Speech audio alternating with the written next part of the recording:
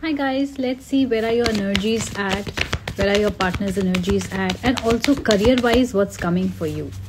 What is the general energy that is coming for you? Okay, it all starts within, so correct your energies first. You are overthinking, you're stressing about the future. When we are stressed, when we are overthinking, we are not focusing on the present, which means our actions are hampered. So focus on efforts.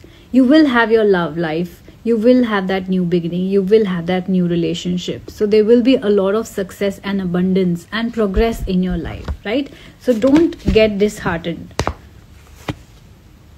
You are a perfect person, that's for sure, which means you can handle and maintain work-life balance as well. What you really need to do, what is that one guidance that is coming for you? Justice. Justice will be done to you. Justice will be done for you. Karma will be balanced for you.